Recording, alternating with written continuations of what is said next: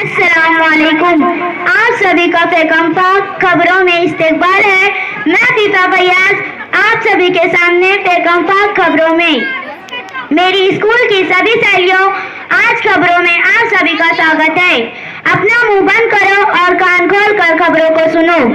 आप पर खबरें दोनों कानों से सुन रहे हैं और वक्त तो मैं आपको बिगाड़ दे के बता सकती हूँ, क्योंकि काफी लोगों के मुंह पर 12 बजे हुए हैं। सबसे पहले खास खबरों की सुर्खियाँ।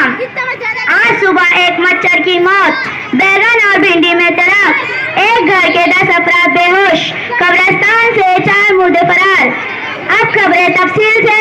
आज सुबह आयशा नगर चौक में एक तेज रफ्तार रिक्शा से एक मच्छर जो नाश्ता लाने इस्लामपुरा जा रहा था टकरा गया, जिससे मच्छर को शदीद जख्म लग गए और उसे सिविल हॉस्पिटल में दाखिल कर दिया गया है। अब वो खतरे से बाहर है। और अब हम आपको बता दें कि भिंडी बैगन ने तलाक दे दी, जिस पर कोर्ट ने बैगन की भाई आलू और गोभी को काट कर पकाने का हुक्म दे दिया, जिस पर मोहल्ले के बुजुर्गों ने कहा है कि इनके साथ अदरक, लहसुन और कोतमीर को भी सजा के तौर पर काट के पका दिया जाए।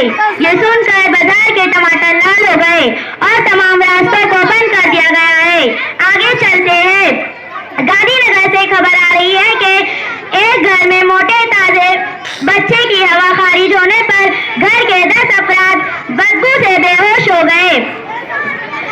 उन्हें सरकारी दवाखाना हारून अंसारी में दाखिल किया गया है, जहां इनके नाक में गुलाब के ताजे फूल लगाए गए हैं।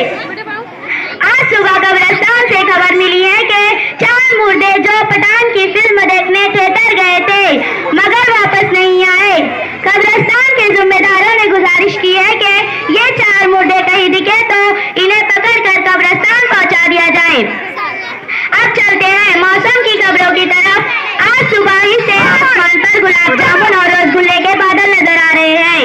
लोगों को अपने छत पर भगोने और